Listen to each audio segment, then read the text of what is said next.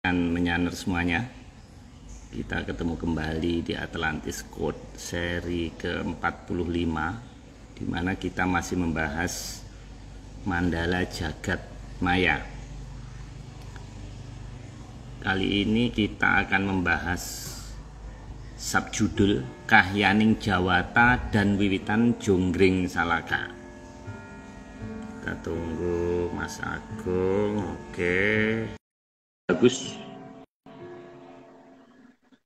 Hai, Mas Agung sudah connect. Halo Mas Agung. Halo Pak, saya kurang tinggi ininya ya. Ya, Oke. kelihatan Mas Agung. Kelihatan. Saya Pak Marius kelihatan flyernya. Oh, jadi kalau pengen lihat penampakannya ini Mas, saya Mas. Waduh. Jadi Wah. malam ini kan ada Beware of Daru Beksi ini menurut Mas Nogo. Jadi saya kali ini lain, karena kalau di atas jam 10 saya jadi Daru Beksi, Mas. Terima kasih rekan semuanya.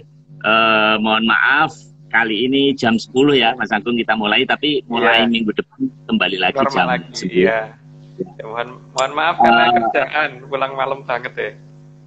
Iya, memang ini sudah mulai rame. Nah, oke, rekan-rekan menyaner semuanya, ini saya dapat kiriman 37 slide ini Mas Agung, luar biasa ini, ugal-ugalan ini. Dan banyak sekali wayang, jadi animasinya keren-keren. Ya, bagus. cuman Ini Pak. Cuman ya. sebenarnya 80 cuman sama Mas Nogo di-cut jadi kita berapa itu 37-an ya. Waduh, ini bisa kelenger ini Mas. Ya. Ini flyernya juga keren, banyak yang komentar, makin lama makin berdaging katanya. Jadi bahasan kita. Makasih.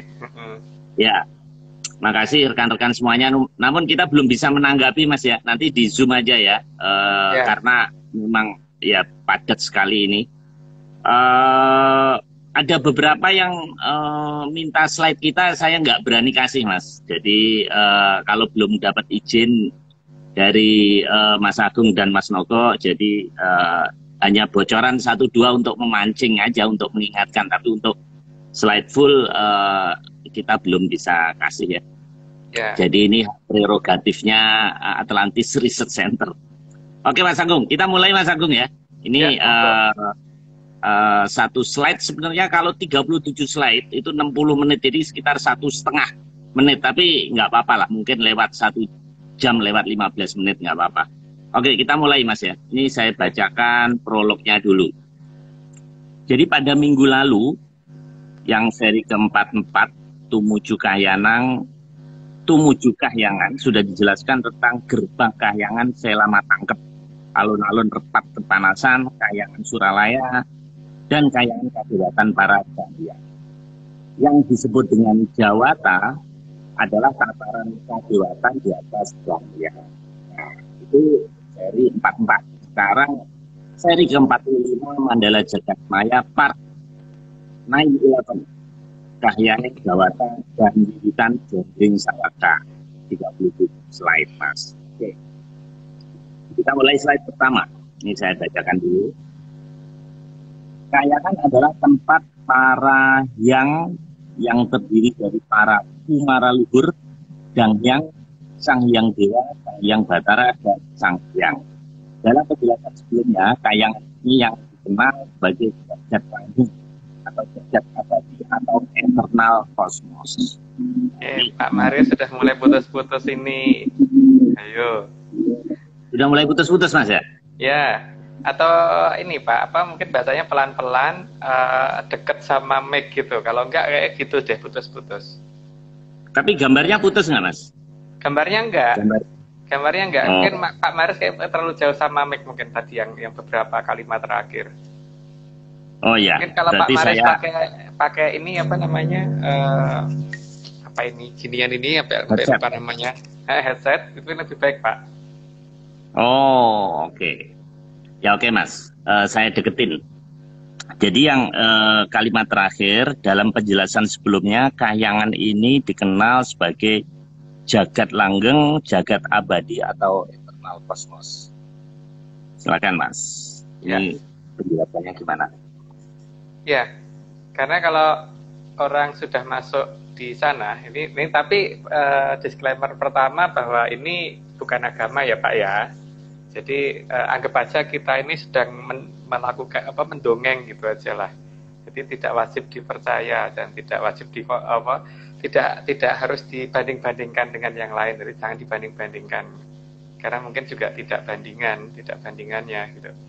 Jadi kalau ada di dua hal ya ini ya, ada di Jawa kuno, di desa saya dulu, dan di Atlantis itu kayaknya ada suatu kemiripan ya, di mana menganggap kayangan itu tempat tinggalnya para sanghyang dan para dangyang, para kumoro luhur. Kumoro itu artinya roh, kumoro itu bahasa dari Sanskerta ya, kumoro luhur, dan itu berarti juga termasuk nenek moyang kita. Jadi kan tergantung, tapi kan posisi Sankan Parandumadine yang paling minimal itu ada di Suraloyo. Nah, tapi kalau untuk leluhur yang bisa sampai di tataran atasnya, ke atasnya lagi gitu. Itu Pak. Dan di sana itu memang dikatakan sebagai jagat yang sudah abadi ya. Jadi biasanya leluhur kalau datang sudah masuk alam kelanggengan itu biasanya wujudnya muda. Jadi tidak pada wujud yang tua atau apa itu enggak. Jadi wujudnya itu wujud yang masih muda. Kira-kira tergantung beliau menampakkan diri di umur yang berapa, biasanya sih sekitar umur remaja gitu, dan biasanya di belakangnya ada cahaya keemasan gitu. Jadi itu kalau sudah masuk di kayangan, ciri-ciri utamanya itu ada cahaya keemasannya itu versi desa saya ya waktu dulu. Tapi desa saya sekarang kan nggak begitu, jadi ya beda, udah beda. Oke Mas, kita lanjutkan slide kedua. Sang yang paling rendah adalah sang yang dewa, yang kayangannya berada di atas kayangan para widadara-widadari. Widadara-widadari adalah dangyang tataran tertinggi. Ini mana Mas? Ya, kan memang urutannya karena widadara-widadari itu kan putra dari Dewa Dewi toh Pak. Jadi posisi Dewa Dewi juga pasti di atasnya widadara-widadari. Dan widadara-widadari dengan Dewa Dewi memang ada batas yang cukup jauh ya, karena itu mulai dari sebutan dangyang ke sangyang kan. Kalau dangyang itu kan rata-rata mereka pasti akan turun ke bumi untuk mengawasi manusia secara langsung. Kalau dewa sama dewi itu belum tentu. Kalau ada tugas khusus baru biasanya pada turun, atau kalau ada tugas khusus seperti misalkan menjadi penguasa apa-apa gitu, tergantung, atau turun sebagai wahyu atau gimana, itu tergantung ya.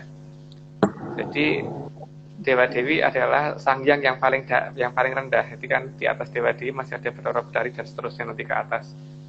Gitu Pak. Oke. Semoga kita lanjutkan Mas. Ya, kita ikutin aja Mas. Kita ikutin aja. Soalnya kalau nunggu 78 rekan-rekan mengerti nanti nggak selesai nanti. Saya aja juga nggak mengerti Mas baca ini. Oke. Menarik tapi ini. Slide ketiga. Kayangan para dewa-dewi dapat dilihat dengan jelas dari kayangan para widadara-widadari. Tapi tidak terlihat dari kayangan Suralaya, kayangan para Hapsara-Hapsari, dan kayangan para Dorandara-Dorandari. Ya, seperti minggu lalu toh Pak, setiap langit hanya bisa melihat satu step di atasnya, untuk dua step di atasnya kan sudah nggak bisa dilihat, gitu. Ya, oke Mas, kita lanjutkan keempat.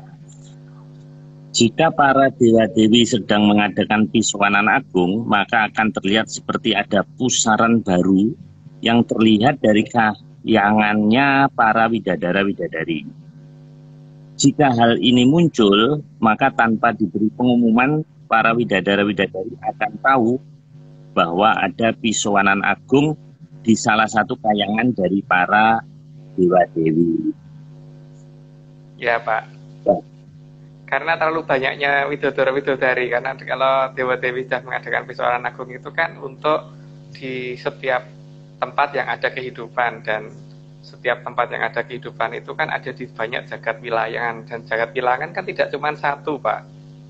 Karena gini ya, kalau dari versinya Atlantis dari segi ya, itu kan kita mengenal dengan yang namanya planet itu dikatakan suku atau podo kan, podo gitu. Karena dikatakan tempat turun atau tempat kakinya para dewa kan. Nah, terus kemudian itu nanti ada pangiter yang dikatakan kalau zaman sekarang mungkin dikatakan satelit. Nah, terus nanti ada lintang, itu berarti kan yang menghasilkan cahaya. Terus kemudian di pusat galaksinya sendiri ada satu gugus itu namanya jagat wilangan. Ya, di atas di pusat jagat wilangan itu ada gapuro. Jadi yang dikatakan mungkin kalau zaman sekarang dikatakan black hole. Jadi kalau dikatakan itu adalah gapuro bintaro itu dikatakan sebagai apa namanya, Selo Matangkep belum ya, karena Selo Matangkep itu ada di atas dari semuanya, dan gerbang yang menjadi tempat masuk dari semuanya itu nanti gitu. Jadi kalau saya jelaskan terlalu panjang karena ada banyak istilah yang kayaknya di istilah sains zaman sekarang belum ada gitu loh, Pak. Jadi mungkin itu aja dulu penjelasannya. Tapi yang jelas di sini memang pisowanan agung itu ketika para widodara-widodari ini pada terbang menuju ke kayangan kadewatan yang ada dengan pisowanan agung, saking banyaknya beliau itu, karena ada banyak yang mengawasi perjagat wilangan itu banyak banget kan, Pak, dan perjagat wilangan itu ada banyak pepodo itu banyak banget, jadi akhirnya ya kelihatannya seperti kayak gitu, itu kayak pusaran seperti itu gitu, Pak. Baik, Mas. Oke, lanjutkan, Mas. Ini seperti galaksi ini, Mas. Di atas kayangan para dewa-dewi akan terlihat hanya ada satu gugusan bintang mirip galaksi. Gugusan bintang itu merupakan kayangan dari para Batara-Batari dengan kayangan Jonggiri Salaka berada di pusatnya. Oh, pusatnya ini jadi namanya Jonggiri Salaka, Mas? Iya, Jonggiri Salaka tempat pusat dari keratonnya kayangan, tempatnya Sang Hyang Bathara Guru. Nah, di situ di sekitarnya itu tempat kayangan para Batara-Batari itu tadi, Pak. Gitu ya.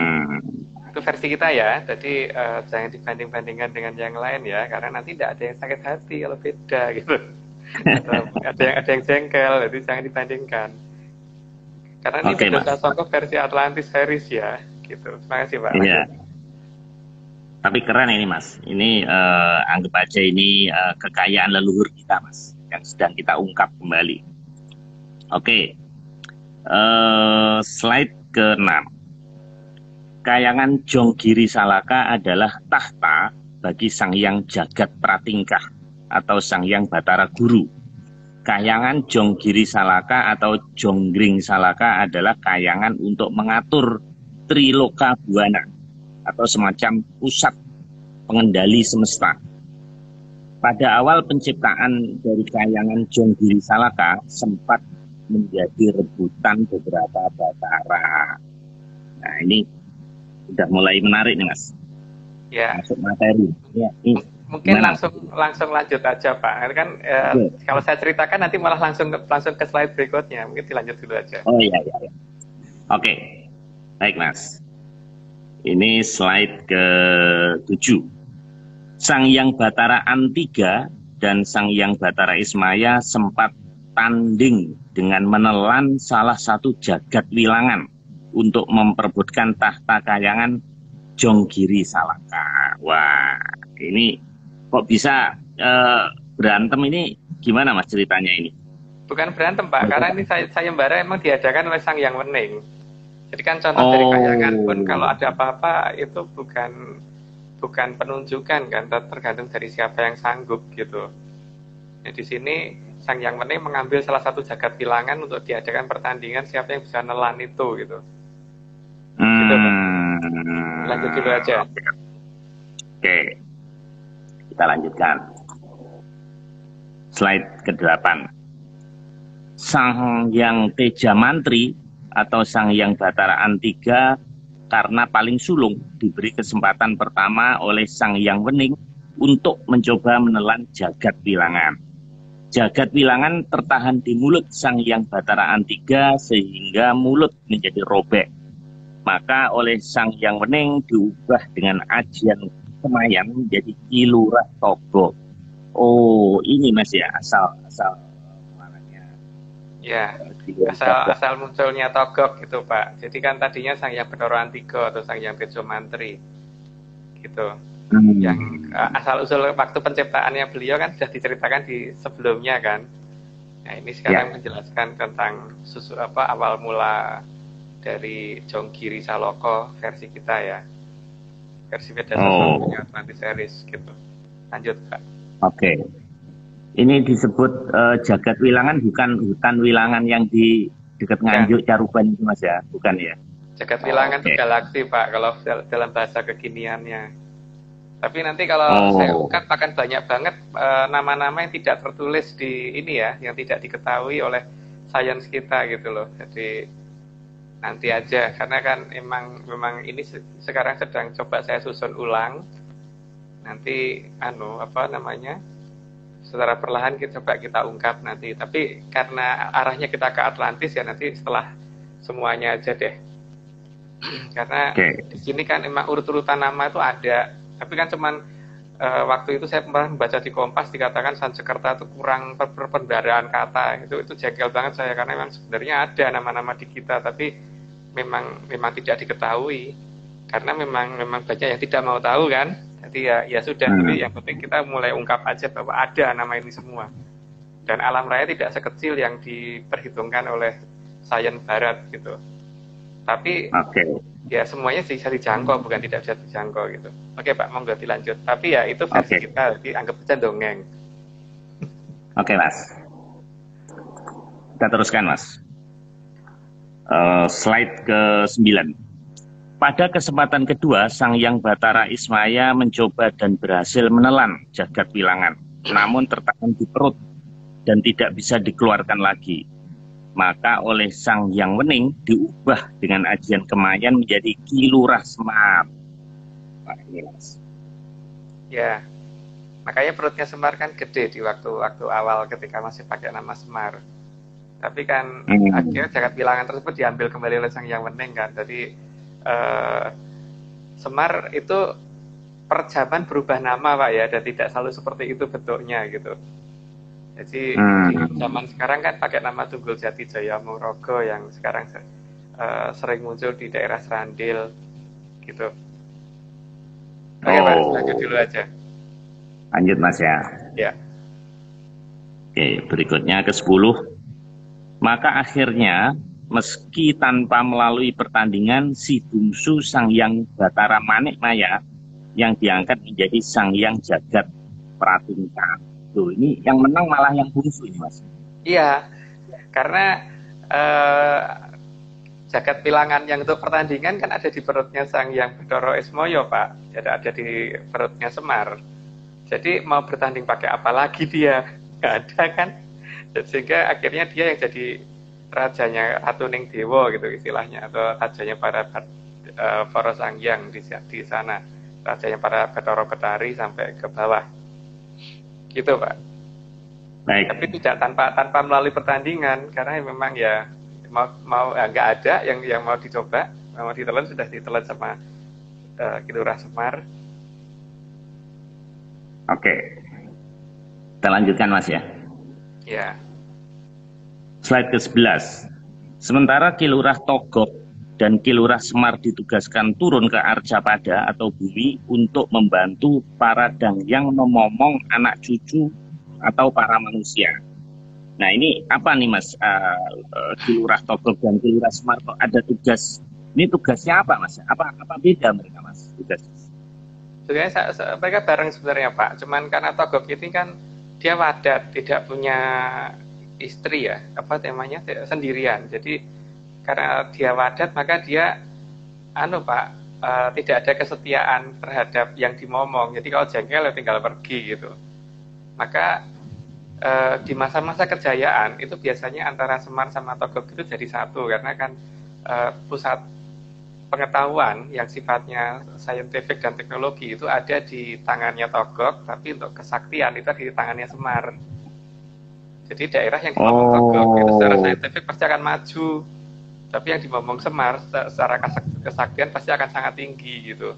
Nah pada saat beberapa zaman di kerajaan kita itu beliau berdua tuh sering jadi satu, tapi kemudian ketika akhir di beberapa kerajaan tertentu terpaksa berpisah. Saat ini memang ada di barat, dan karena Togog itu selalu berdua kan ditemenin sama Sorowito, maka lihat aja seperti di daerah Inggris sana kan kenalnya mereka joker itu pasti dua dan mulutnya pasti lebar gitu kan Pak,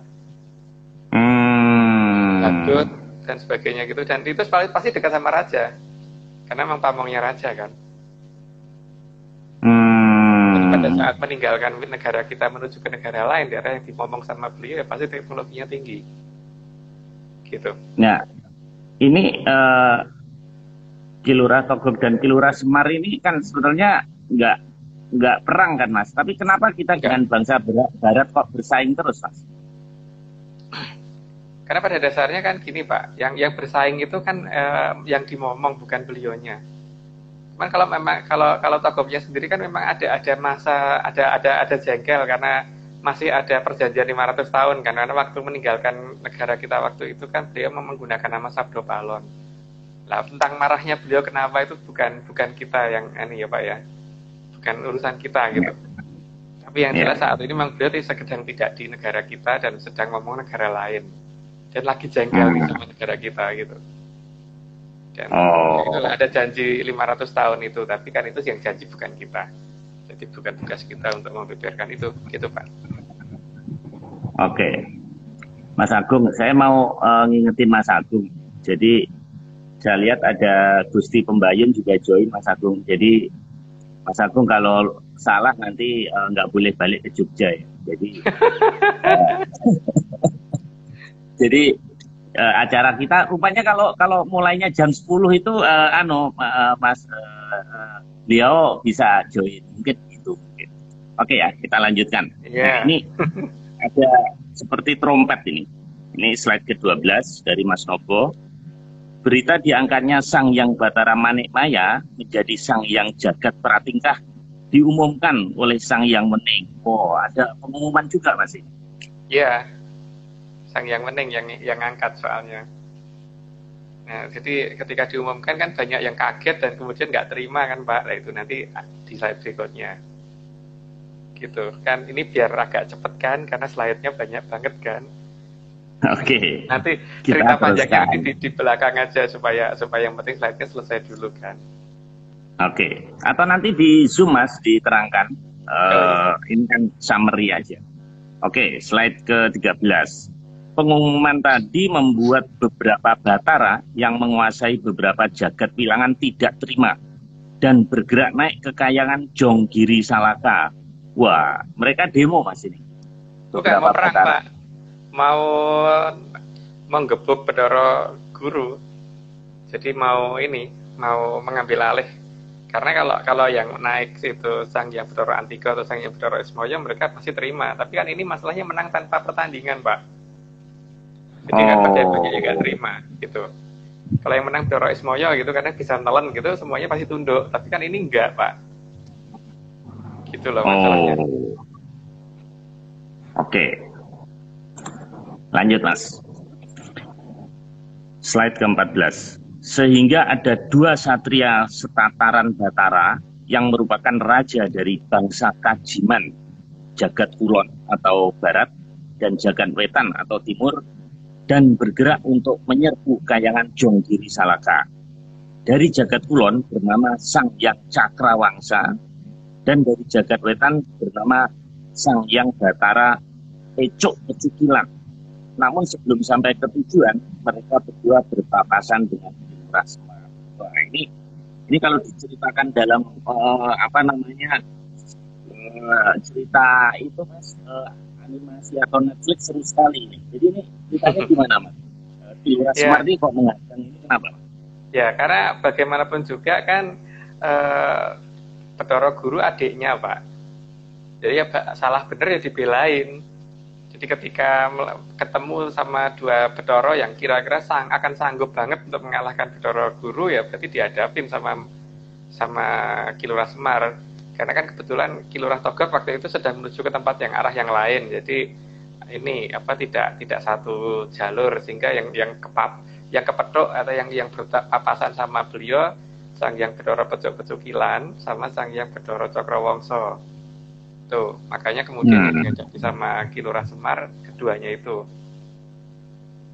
Hmm. Ini nama-nama tidak populer Mas ya di pewayangan ya. Saya juga baru Populer dengar. Pak, sebenarnya populer. Populer. Cuman Oh. masalahnya kan saat ini pewayangan kita di-cut hanya sebatas di Mahabharatanya saja kan Pak, tidak dari kayangan Puncaking Pemalang sampai ke Babelan, sampai ke Ondaratir Bawono, terus alang-alang Gumitir, Jonggiri Saloko, sampai ke bawah sampai ke bumi itu nggak ada. Kita cuma dipotong saat ini cuma Mahabharata aja gitu loh Pak. Kalau enggak ya Ramayana aja. Jadi cuma dua itu kan yang dipopulerkan. Karena kalau wayang ini diurut terus harusnya sampai sampai karena ya kalau pakem pedalangan dari serat Kondobuwono itu kan harusnya sampai zaman Kala Suroto. Sedangkan Kila ini kan ada di zaman Kala Bendu. Di sini masih ada Kala Subo, habis ada Kala Subo, masih ada Kala Sumbogo, terus ada Kala Suroto. Itu ada Pak, dan itu detail harusnya di pewayangan. Tapi nggak tahu kenapa kok di wayang cuma dikat di situ gitu. Itu sudah ditulis sama Ki Dalang Panjang Mas, ditulis ulang dulu di zaman Kerajaan Mataram. Mataram, bisa loh Pak ya. Mataramnya bisa loh. Oke, lanjut Pak. Oke, lanjut. Ini seru ini. Kita lanjut. Maka Kilurah Semar mendatangi mereka berdua. Dipegang dan ditarik rambut mereka berdua. Diadu menjadi satu dan keduanya diubah dengan ajian Kemayan menjadi Gareng dan Petro. Oh, ini asal mula flyer Gareng Petro ini ya. Kejar.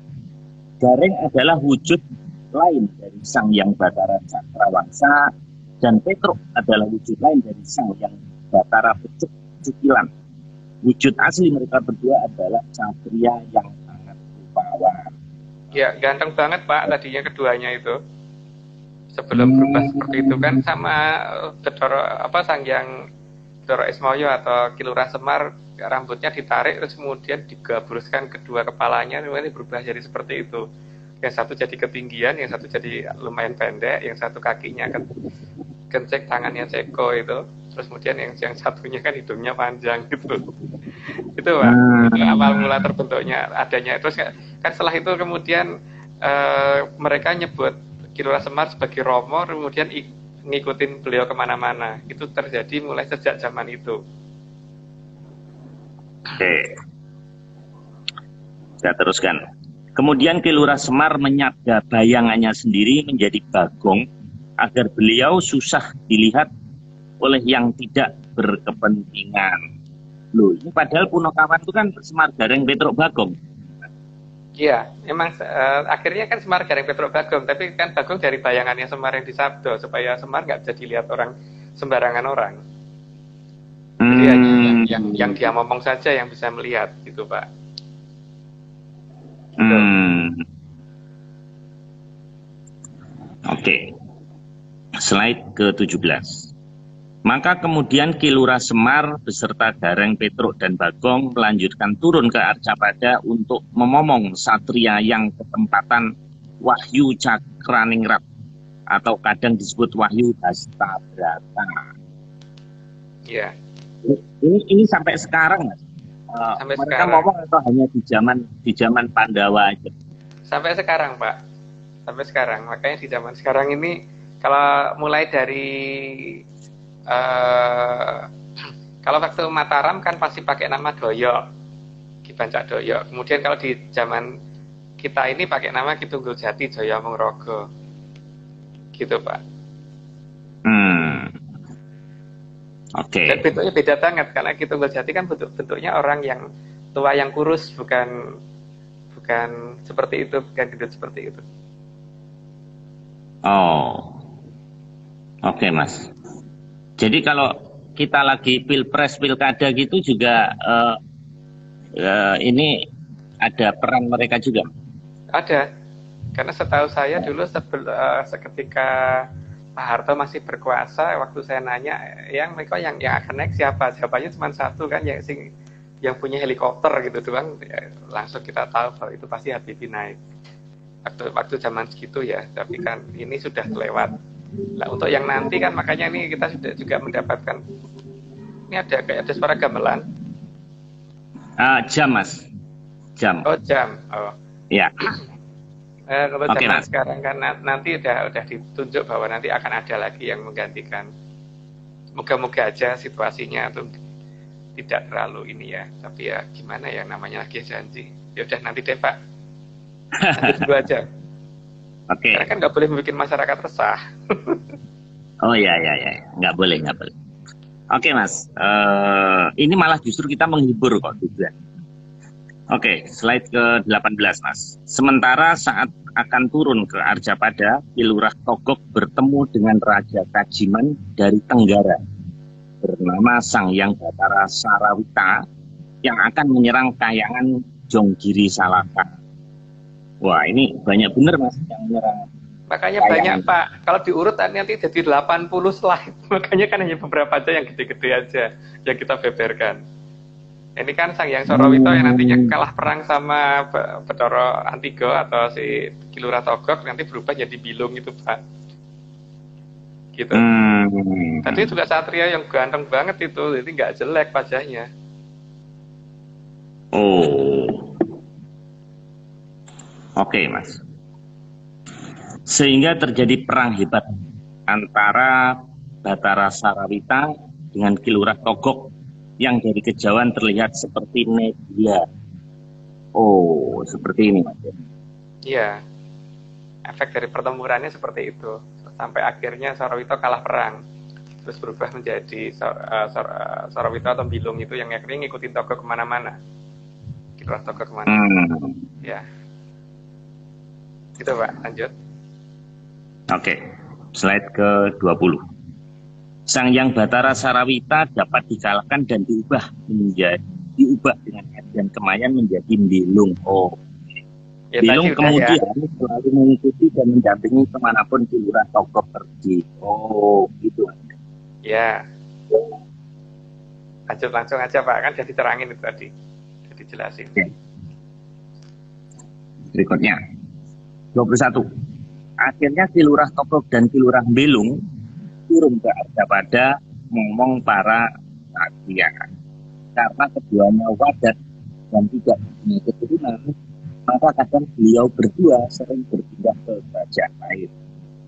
Pada masa kerajaan Induk Mojopahit, Ki Lurah Togog dikenal dengan nama Lurah Sabdo Palon. Nah ini Ki Lurah Togog ke timur Mas, tapi katanya Togog di barat Mas. Memang Iya. Sejak akhir Mojopahit beliau pindah Pak, pindah ke arah barat. Makanya bisa dilihat pokoknya yang kalau Togog itu pasti akan diikuti sama Bilung, saya cuma berdua. Maka kan lihat aja kalau yang di Eropa sana kan termasuk di kartu-kartu remi itu kan ada joker itu 2 toh Pak pasti. Pasti 2. Terus badut itu juga yang ngikutin raja itu dikatakan bentuknya mirip badut, itu pasti mulutnya lebar, gampang gambarannya. Dan yang paling jelas jumlahnya 2. Dan jumlahnya 2. Dan beberapa tempat usaha yang menggunakan lambang beliau kan kemudian jadi maju banget seperti kayak KFC ya, McDonald ya, McD ya. Oh iya. Oh ya McD ya yang ada patung duduk di depan itu ya. Iya, ya itulah wujudnya Togog seperti itu. Jadi dia sendiri juga ganti-ganti wujud tiap zaman ya, dan ganti-ganti nama gitu. Ya termasuk di zaman Mojopahit itu kan menggunakan nama Ki Lurah Sabdo Palon, gitu Pak. Jadi tidak namanya Togog mulu dari awal sampai akhir, enggak. Seperti Semar juga tidak Semar terus, itu juga enggak. Karena memang memang untuk menghindari untuk orang-orang yang aku kenal gitu kan, makanya kemudian beliau berganti-ganti nama untuk seperti itu gitu. Tujuannya paling utama adalah hal tersebut gitu Pak. Berarti orang bule itu sebenarnya klenik juga ya Mas ya? Nah, NSE itu apaan Pak? Mereka kan itu seperti itu memang, makanya memang dari mereka kan ya ada beberapa orang dari kita yang ditawarin dan direkrut ke sana itu kan untuk justru dicari yang seperti itu. Kita diajarin bagaimana buang pusaka supaya pusaka itu bisa mereka dapatkan kan Pak. Gitu kan. Mereka yang mereka kejar itu. Tapi kan masalahnya kita dengan sukarela membuang itu semua ya. Jadi ya sudah, tapi kan itu bagi yang pengen membuang, kalau bagi yang pengen ngopeni ya diopeni gitu kan. Memang saya pernah baca Mas sejarahnya CIA. Kalau mereka rekrutmen itu yang dicari orang yang bisa ini Mas, yang bisa astral, ngerobot sukmo. Jadi mereka mencari orang yang bisa siksen juga. Jadi kalau nggak bisa itu nggak bisa masuk ke ini Mas, anggota CIA Mas. Tapi yang paling utama di NSA-nya Pak, bukan di CIA. Kalau CIA masih menggunakan teknologi sih sebagian. Tapi NSA itu benar-benar mayoritas orang-orang seperti itu. Nah, justru kita yang dibikin nggak percaya dengan itu kan, tapi mereka menggunakan itu gitu. Oke. Balikan antara kita dan mereka di situ. Oke Pak, lanjut. Padahal asalnya dari kita Mas ya. Malah iya. Teknologinya dipakai mereka. Iya, karena sekarang gini Pak ya, bisa ditanyakan ke itulah Ibu Pembayun pada saat Jogja dibom sama Belanda, tidak akan ada satupun bom yang meledak di dalam keraton. Tapi ketika sama Sri Sultan bomnya dilempar keluar baru meledak. Semua tank yang menyerang keraton waktu itu mogok semua, nggak bisa maju. Jadi bahkan beberapa orang-orang tua di tempat saya itu kan sempat pada cerita dulu, sayangnya sudah pada moksa satu-satu ya, bahwa mereka nggak perlu kok pakai ini ranjau dan sebagainya, cukup pasangi kembang aja nanti tank masuk lewat situ meledos sendiri gitu. Itu banyak kejadian. Jadi tapi nggak tahu kenapa sejarah kita dikatakan bahwa kita menang karena strategi gitu. Ininya dihilangkan, faktor itunya dihilangkan. Dan bagaimana ketika pada zaman dulu banyak sekali peristiwa gerilya di mana nenek moyang leluhur kita yang ikut gerilya itu kemudian disembunyikan. Jadi tidak bisa dilihat Belanda dan sebagainya itu ada. Cerita itu banyak beredar Pak. Sehingga kita bisa nembak, tapi yang ditembak nggak ngerti yang nembak siapa gitu kan. Jadi kalau zaman sekarang Amerika baru bisa bikin pesawat stealth yang RCS-nya rendah, yang tangkapan radarnya rendah, nenek moyang kita itu sudah bisa membuat lebih dari itu menggunakan menyan. Tapi kan ketika menyan diabaikan ya kita kalau mengikuti pola barat ya pasti akan ketinggalan, karena yang ngomong kita Semar bukan Togok gitu Pak. Kalau dua-duanya ngomong kita ya kayak Mas Opait dulu, bahwa segala-galanya kita punya gitu. Lanjut Pak. Wah, ini berat Mas. Saking beratnya nggak ada yang berani komentar nih Mas. Mungkin terlalu lagi mendalami ini penjelasan. Oke, banyak hal baru. Kita lanjut Mas. Slide 22. Sementara dari Kahyangan Awang-Awang, Sang Hyang Jatayu juga naik menuju ke Kahyangan Jongbudi Salaka dan akan menyerang Sang Hyang Batara Guru. Sang Hyang Jatayu atau nama lainnya Sang Hyang Retna Peksi Jaladara adalah penguasa semua makhluk terbang. Loh, kok dia jadi Garuda kok jadi kutiputannya gimana Mas ceritanya? Ya, wujudnya seharusnya tadinya awalnya itu juga satrio tapi punya sayap gitu Pak. Satrio yang punya sayap, cuman sayangnya kan kita susah banget nih nyari gambarnya. Karena kan ini adalah wujud Jatayu setelah perang dengan Bathara Wisnu yang kita dapatkan kan, karena susah banget. Nah, kalau misalkan wajahnya diganti gambarnya Pak Marius, nanti Pak Marius protes. Jatayunya protes. Gitu Pak. Kalau diganti gambarnya Mas Nogo nanti Jatayunya protes. Jadi ya udahlah yang dapat aja Oke, gambarnya itu gitu. Oke, monggo dilanjut. oke. Keren, Mas. Kalau saya daru beksi aja, Mas. Karena jadi orang jelek itu ternyata lebih nyaman, nggak perlu pencitraan. Kalau jadi orang bagus itu ternyata pusing, Mas. Saya makanya daru beksi aja. Oke, kita lanjutkan, Mas. Slide 23. Namun di tengah perjalanan, Sang Hyang Jatayu bertemu dengan Sang Hyang Batara Wisnu dan diminta untuk balik karena memang tujuannya untuk menyerang Kahyangan Jonggiri Salaka. Permintaan untuk mengurungkan niat dari Sang Hyang Batara Wisnu tak diindahkan oleh Sang Hyang Jatayu.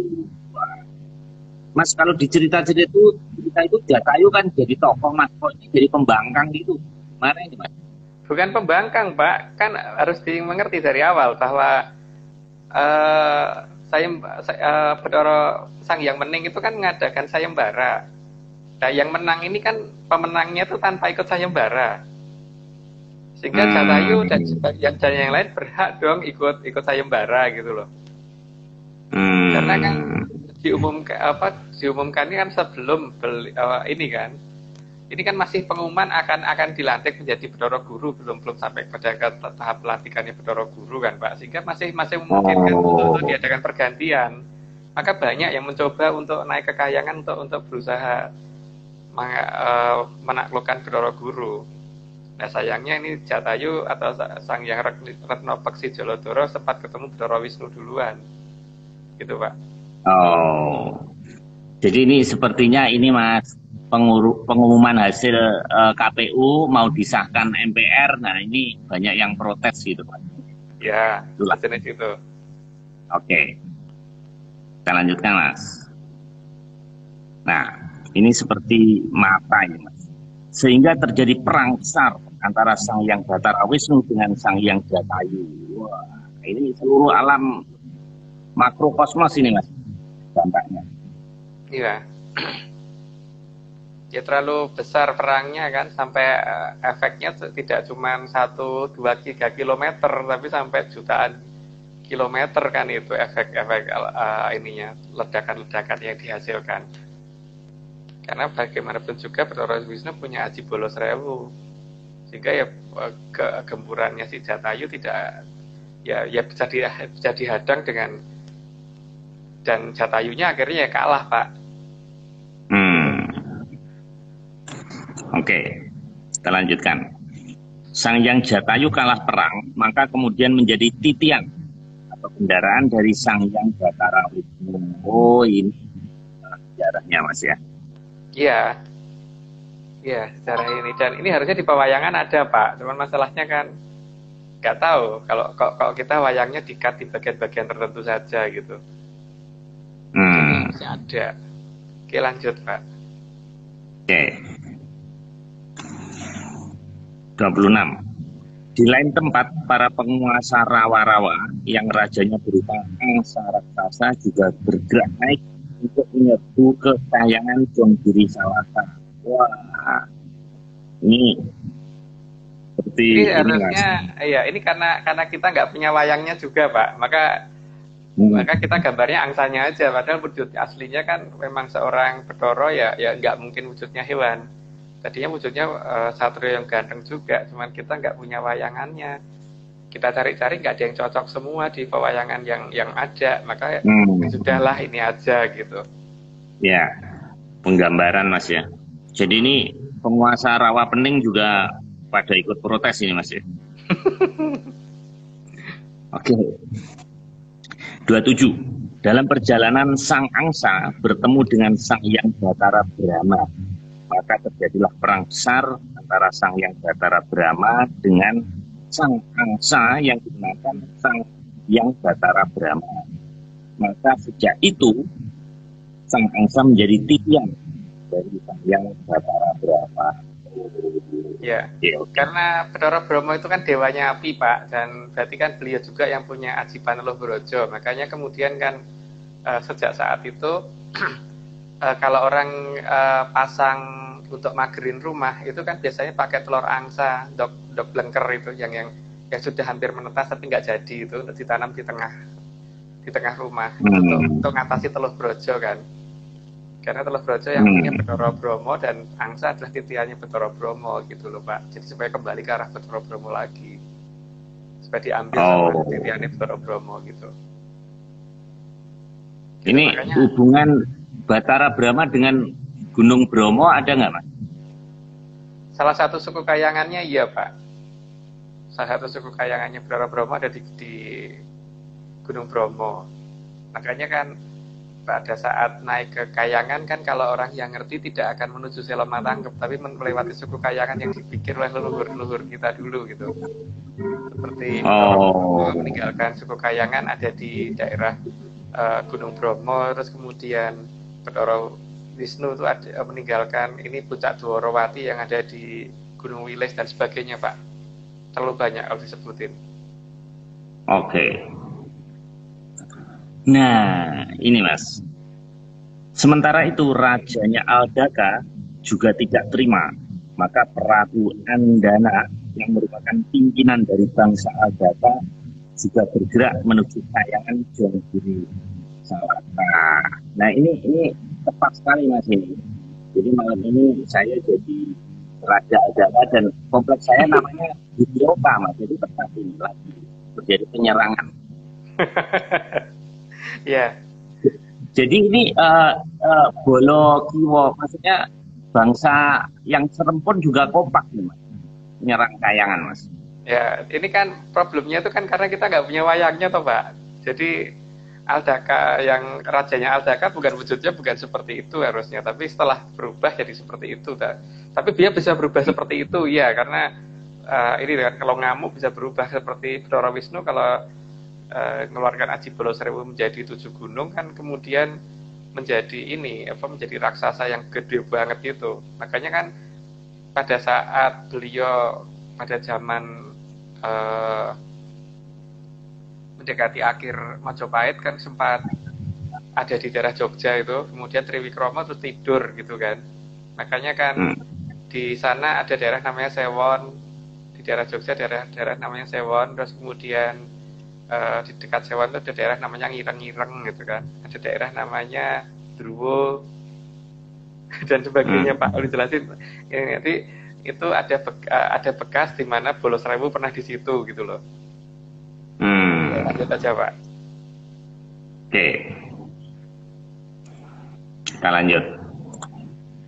Wah, ini masih serem Mas. Andini yang merupakan saudara dari Prabu Andana juga ikut menyerang kayangan Jonggiri Salaka. Ini Andini perempuan atau laki-laki Mas? Istrinya harusnya Pak, perempuan yang Andini. Jadi Andono Andini itu maju bareng ke Jonggiri Salaka. Cuman pada saat maju perang berubah wujud dulu menjadi seperti itu memang, tapi pada dasarnya wujud aslinya tidak seperti itu. Oke. Gitu, ya. Andana dan Andini langsung bertemu dengan Sang Hyang Bathara Guru. Terjadi perang besar dan dimenangkan oleh Sang Hyang Bathara Guru. Dan keduanya Andana dan Andini disatukan menjadi lembaga. Oh, gitu ceritanya. Ya, jadi tanduknya dipegang sama Bathara Guru, dua-duanya bisa digabruskan jadi satu, terus menjadi satu, jadi Lembu Nadi. Itu jadi menirukan caranya Semar waktu mengalahkan Gareng Petruk gitu. Mas, ini sebetulnya ini ada pelajaran berharga Mas. Jadi pada saat musuh kalah itu dirangkul Mas, tidak dibunuh dan dimatikan Mas. Harusnya manusia belajar dari cara penyelesaian para dewa ini Mas. Karena di sana zaman jagat kelanggengan Pak, jadi tidak bisa musnah memang. Beda dengan kita. Karena kalau nggak dirangkul malah bebayani, karena mereka sudah tidak bisa musnah karena ada di zaman kelanggengan. Gitu masalahnya. Karena perang itu terjadi di dalam Selo Matangkep, bukan di luar Selo Matangkep Pak. Oh gitu. Wah, ini masuk akal. Oke Mas, kita lanjutkan. 31. Maka Lembu Nandi kemudian dijadikan gambarnya kayangan Jonggiri Salaka. Oh, jadi landasannya. Ya, akhirnya damparnya Jonggiri Saloko kan si Lembu Andini atau Lembu Nandi. Tapi ya itu Pak, yang jadi masalah kan kemudian Sang Hyang Mening kan memberikan peraturan bahwa karena ini adalah damparnya Kahyangan, jadi tidak boleh digunakan sewenang-wenang oleh Bathara Guru. Nah, disinilah Bathara Guru nanti banyak berbuat kesalahan karena melakukannya di atasnya Lembu Andini gitu. Sehingga mendapatkan dari Sang Hyang Mening disuruh turun berapa kali gitu, sehingga beberapa nenek moyang kita, leluhur kita, seperti mulai dari Sang Mahaprabu Watu Gunung pernah menjadi sang guru yang menggantikan Bathara Guru, termasuk nanti ada Prabu Pandu Dewonoto, ada Begawan Wening Septo dan yang lain-lain itu, gitu Pak. Jadi ini semua karena ada pelanggaran yang dilakukan oleh Bathara Guru, karena beliau itu ya memang enak dewe ya, karena menang tanpa perang itu tadi kan, menang tanpa ini, yang dia kalahkan kan cuma Lembu Nandinya aja, gitu Pak. Oke. Selain itu, beberapa raksasa juga naik dan menyerbu ke Kahyangan Jonggiri Salaka, dan terjadi perang dengan Sang Hyang Bathara Guru. Banyak raksasa-raksasa lain juga mengikuti, Mas. Ya, tapi bisa dikalahkan sih Pak. Nanti kayak di slide berikutnya deh. Nah, ya. Oke.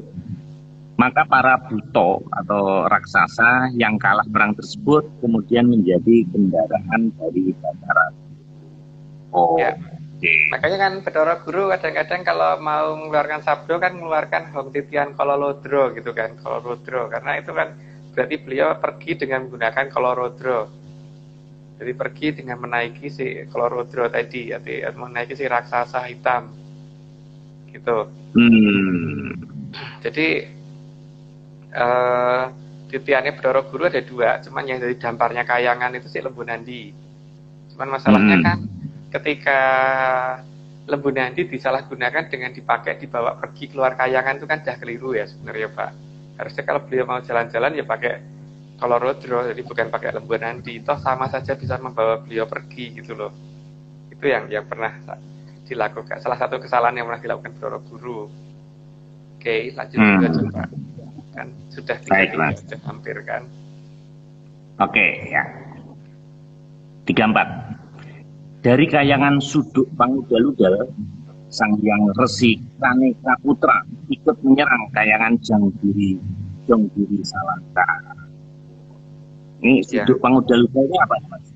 Kahyangan Kahyangannya Bathara ini Sang Hyang Resi Kaneka Putra. Iya, itu kan putranya Resi Kaneka kan. Jadi di sana ada satria yang ganteng banget dan sakti banget dan hampir tidak terkalahkan, dan kemudian dia juga merasa kok enak banget itu yang di sana tanpa sayembara bisa menguasai Kahyangan. Maka ya sebelum ada pelantikan beliau berusaha maju ke sana untuk mencoba untuk ya siapa tahu bisa menang gitu kan.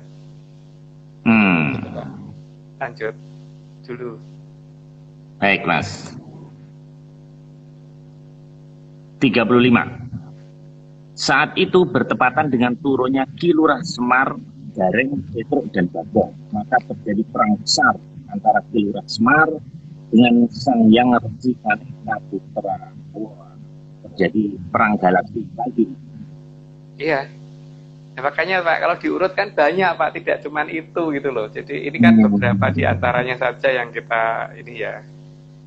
Ini jadi kalau totalnya kan harusnya 80 pertempuran yang tidak kita ungkap, karena kan dari para kadewatan, dari mulai Sang Bathara Betari sampai ke kadewatan itu ada, kalau leluhur kan bicaranya itu jumlahnya saketi punjul sawiji ya, berarti kan 1 juta lebih 1 atau 1 juta 1 gitu Pak.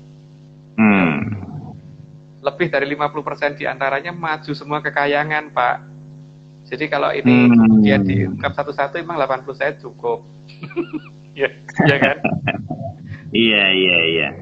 Gitu. Ini tidak cukup Pak. Makanya sama Mas Nogo dibatasi 37 slide aja ya Mas. Karena kalau ini semuanya nanti yang dengerin capek, pasti bosen itu yang dengerin gitu. Iya. Jadinya kok cuman kayak gitu perang-perang terus gitu. Iya. Baik, kita lanjutkan. Slide ke-36. Dalam perang besar itu, Sang Hyang Resi Kaneka Putra dikalahkan oleh Kilura Semar dan diubah wujudnya dengan ajian lumayan menjadi Sang Hyang Batara Narada. Sang Hyang Batara Narada diminta oleh Kilura Semar agar membantu Sang Hyang Batara Guru dan bertindak sebagai patih di kerajaan dan guru Salaka. Juga diminta untuk memindahkan kekayaan Pak Maris agak dekat sama mic-nya Pak, putus-putus suaranya kalau nggak dekat sama mic. Ini padahal udah loh Mas. Oh, jadi mulai dari Sang Hyang Batara Narada tadi suaranya agak hilang-hilang. Oke, saya ulang lagi Mas. Sang Hyang Batara Narada diminta oleh Kilura Semar agar membantu Sang Hyang Batara Guru dan bertindak sebagai patih di kayangan Jonggiri Salaka. Juga diminta untuk memindahkan kayangan Suduk Panggalgal agar sejajar dengan kayangan Maniten yang tepat berada di bawah dari kayangan Jonggiri Salaka. Oh, jadi ada 3 poin ini Mas, dari slide ini. Jadi yang pertama, Sang Hyang Resi Kaneka Putra kalah nih sama Semar, berarti masih satu Semar. Kemudian diubah menjadi Batara Narada.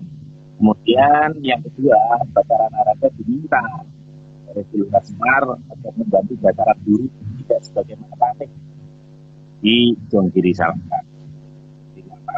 Yang ketiga, diminta untuk memindahkan kayangan Suduk Panggalgal agar sejajar dengan kayangan Maniten yang berada di bawah kayangan. Nah, ini Mas. Jadi gini Pak, kayangan Manik Maninten itu kan kayangan tepatnya Sang Bathara Manikmaya yang kemudian berubah menjadi Bathara Guru tadi. Jadi kan istilahnya itu Jonggiri Salaka itu adalah kantornya, Manik Maninten itu adalah rumahnya gitu kan Pak, untuk Bathara Guru.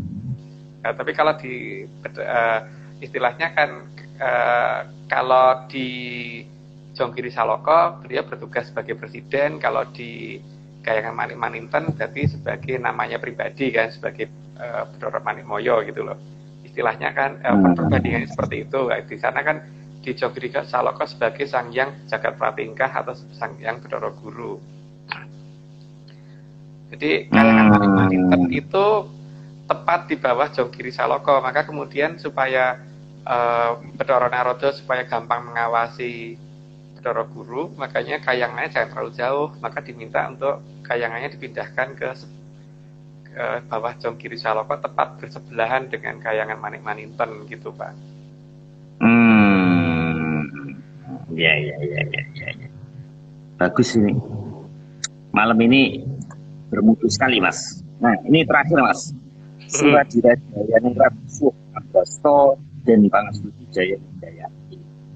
Ini gambarnya keren banget nih Mas. Kok bisa bikin kayak gini ya? Nah, itu. Ya gini Pak ya. Jadi kan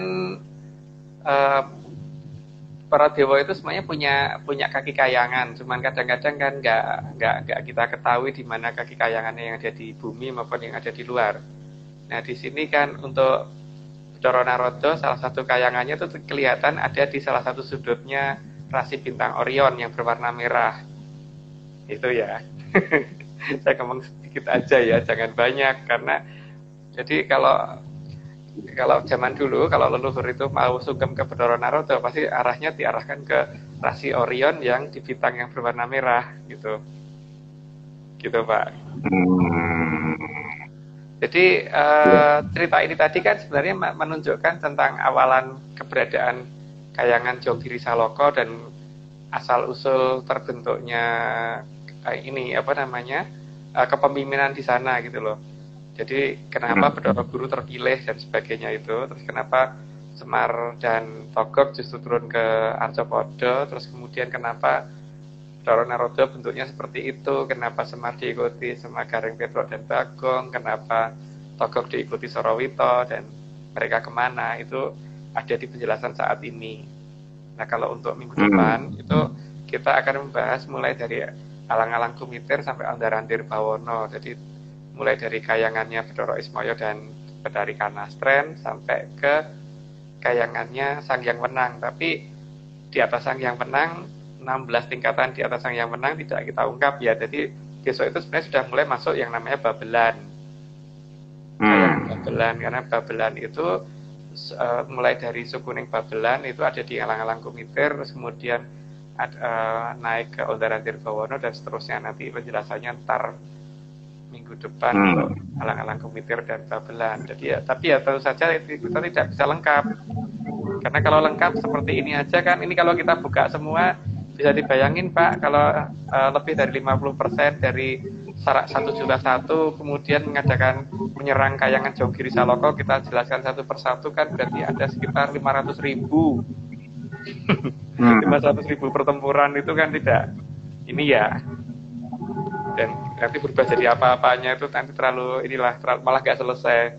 Nanti kita kan akan batasin bahwa jagat maya ini hanya akan sampai di nomor 48, jadi nanti biar 49 kita mulai masuk lagi ke Atlantisnya. Karena apa? Ini sebenarnya hanya menjawab pertanyaan yang berkali-kali ke kita bahwa apakah Atlantis percaya dengan Tuhan. Nah, ini jawabannya dari kita seperti ini.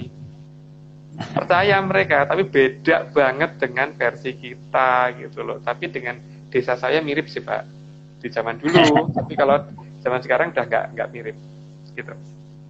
Nah, Mas Agung, ini kan sepertinya cerita dulu sekali ya, zaman entah ribuan tahun yang lalu. Nah, kalau begitu apakah cerita ini sudah selesai, Mas?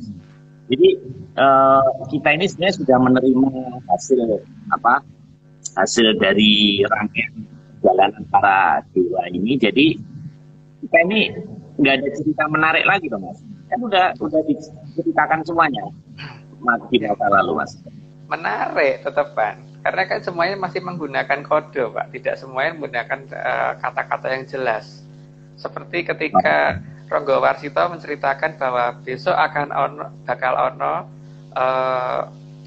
wewe putih kang segegaman tebu wulung ngabraseng wedon gitu. Besok akan ada wewe itu sejenis makhluk yang bentuknya berkerut-kerut, yang berwarna putih, karena wewe putih jadi yang berwarna putih, bersenjata tebu wulung, bersenjata sesuatu benda yang berruas-ruas, warna hitam, yang akan membasmi sesuatu yang tidak terlihat. Kan ketika belum saatnya tiba kan orang pada nggak tahu. Tapi sekarang coba Bapak perhatikan, waktu pas penyemprotan disinfektan itu orang pakai pakaian APD, semprotannya kan warnanya hitam rata-rata. Gitu kan Pak? Iya. Ya menarik tetepan, karena apa? Beliau kan hanya memberikan garis-garis bahwa ini nanti nggak akan bisa kamu langgar gitu. Terus ketika beliau ngomong bahwa besok bakal ono zaman di mana pasar ilang kumandange, terus negara ingkang ilang ngrenge, saben nggon kasingget-singget gitu. Terus jadi bener kan? Mal-mal sempat tutup, banyak jalan raya sempat sepi, bahkan di ibu kota sempat sepi, bahkan sampai di Amerika sana juga sempat sepi. Jadi negara yang hilang ngerengnya benar-benar terjadi kan Pak. Terus kemudian ditambah dengan nggon-sanggon kasingget-singget gitu. Mungkin sampai sekarang masih ada beberapa tempat yang di portal karena untuk mencegah corona, maka di portal beberapa tempat gitu kan, yang tadinya misalkan pintu keluar klaster perumahan itu rata-rata dua pintu, 2 gerbang, dengan rata-rata cuma 1 gerbang gitu kan. Iya. Dan banyak tempat yang saat ini masih tutup juga kan, jadi banyak yang kesingget-singget. Apalagi kemarin lebih jelas lagi Pak, ketika ada ini penyekatan jalan yang dilakukan oleh TNI Polri. Benar-benar kesingget-singget kan itu. Dan sampai sekarang kan lihat aja, bahkan penerbangan ke luar negeri kan saat ini akan lebih susah Pak. Dan banyak negara yang melakukan pembatasan-pembatasan bahwa hanya masyarakat tertentu dengan kepentingan tertentu yang boleh masuk negara mereka gitu kan. Masih itu singget-singget. Ayo. Kan bener, terjadi betulan. Dan berarti itu, di alam kadewatan sana sebenarnya juga sedang berproses Mas. Jadi enggak, ini belum jadi cerita ini maksudnya belum selesai gitu Mas. Masih berlangsung sampai sekarang. Dan ini semua sama Sang Hyang Bathara Panyarekan sudah ditulis, dan kemudian oleh leluhur kita sebenarnya sudah ditulis ulang menjadi disadur jadi Serat Jongko yang waktu itu lah. Serat Jongko itu kan karena ada beberapa Serat Jongko yang hilang, kemudian Ronggo Warsito berusaha nulis lagi, terus Kisalang Panjang Mas juga berusaha nulis lagi dan sebagainya gitu kan. Dan banyak orang yang berusaha nulis lagi, ngurut lagi gitu. Dan mungkin Pak Maris nanti ngurut lagi gitu. Mungkin Pak Maris yang ngurut gitu. Jadi harus diingat Pak, nenek moyang kita itu melihat waktu itu semuanya adalah hari ini. Makanya lihat, kalau orang Inggris itu kan kalau bicara itu ada past tense, present, sama future tense gitu kan. Terbagi atas tiga hitungan waktu gitu. Tapi orang Indonesia coba Pak lihat, semuanya present loh. Masa lalu, masa sekarang, masa depan, semuanya present. Artinya kan kita sebenarnya menempati pada posisi di mana nenek moyang kita itu masa lalu, masa depan, dan masa sekarang itu dijadikan satu gitu kan. Buktinya tadi ada yang terjadi kan dari itu tadi yang saya ceritakan tadi. Nah, untuk yang terjadi berikutnya ya mungkin ada yang belum sih memang, tapi ya jangan dibuka lah, itu nanti katanya meresahkan masyarakat. Jadi tidak perlu harus terlalu detail lah, yang baik-baik aja yang dibuka gitu Pak. Oke. Baik, Mas Agung, Mas Rogo, makasih. Cuman, ini Mas, saya mau kasih tahu teman-teman yang punya Clubhouse. Jadi event kita ini saya masukkan dalam Clubhouse. Jadi yang platform iPhone bisa mendengarkan, tapi tidak bisa melihat gambar-gambarnya. Kemudian nanti isunya gimana Mas? Jadi enggak? Mungkin tanggal 21 aja Pak, kan tanggal 14 ternyata saya ada banyak kesibukan, jadi mungkin diundur tanggal 21 April aja gitu ya. Baik. Pak ya. Aduh, pas hari Kartini Mas itu. Oh iya ya. Pas banget itu ya. Oke Mas, sebagai penutup saya mau kasih tahu Mas ke rekan-rekan penyaner, sebetulnya saya sudah mau mengimbangi gambar-gambar Mas Nogo itu dengan wayang-wayang. Cuman itu setelah saya hitung, wayangnya jumlahnya hampir 50 Mas. Karena kan 37 slide ya. Ya, sebenarnya dalam satu slide itu bisa ada 3-4. Jadi saya nggak mungkin ini Mas. Jadi ini saya atur aja Mas. Sebenarnya saya udah nyiapin nih wayang. Ini nggak mungkin sebanyak ini. Bagaimana ini saya milihnya ini sejak dari maghrib tadi ini nggak selesai Mas. Ini wayang sebanyak ini ya saya bingung. Ada wayang sebetulnya. Nah ini beresinnya aja ini capek saya. Gimana saya nyarinya? Itu diambil dari yang di Bintaro ya Pak ya? Ini saya kumpulkan di BSD Mas. Soalnya di sana ini COVID kan berhenti, ininya kafenya tutup Mas.